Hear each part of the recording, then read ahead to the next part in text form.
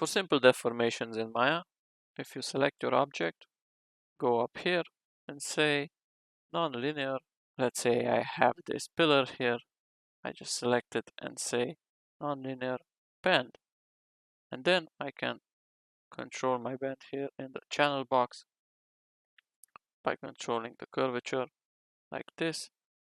But I have to select this curve and rotate it in the position I need it to be. And now bend is working, as you see here. And to apply the bend, I just select my object and delete history, and it's applied. To bend objects in Max, just as expected, you go here to the modifier list and search for bend. Put it on and it instantly works. Just choose the axis and that's all. Any other deformation tool in Max is also here as a modifier. So let's say taper, and I apply taper,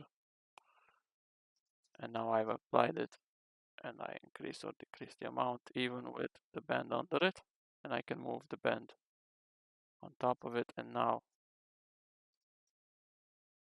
bend it while it's tapered at the same time. This is the advantage of the modifier stack in Max.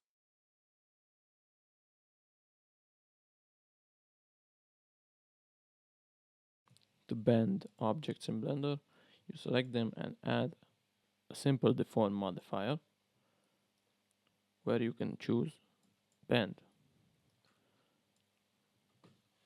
Then you adjust the angle, the axis, and so on. Sometimes this doesn't work for flat objects, especially like a plane.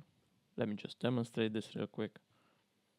So let's see, say we have a plane like this.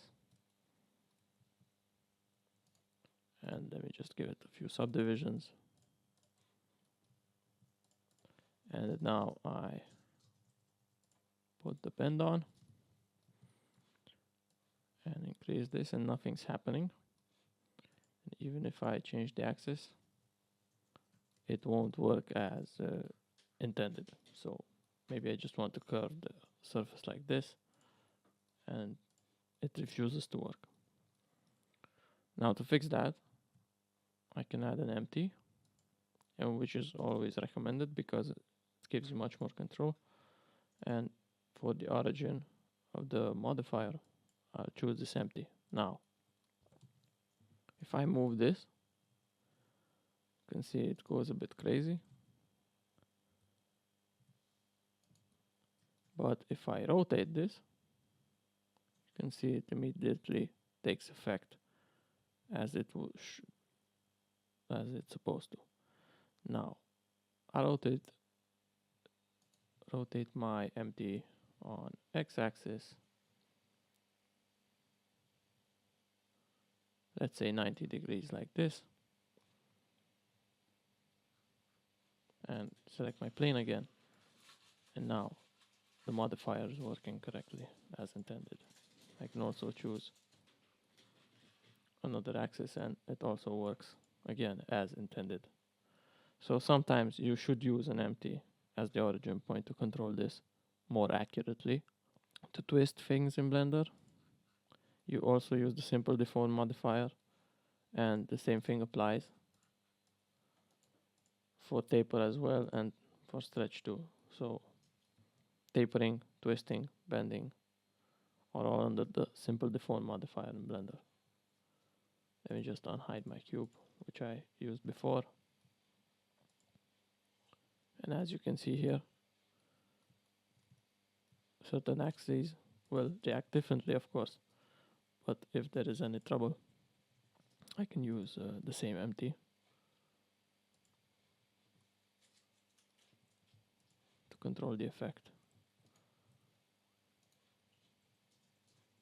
And so on. So now, this is the way I want to taper.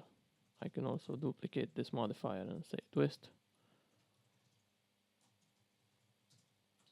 And now I'm twisting and tapering, and I'll duplicate it again and bend it as well.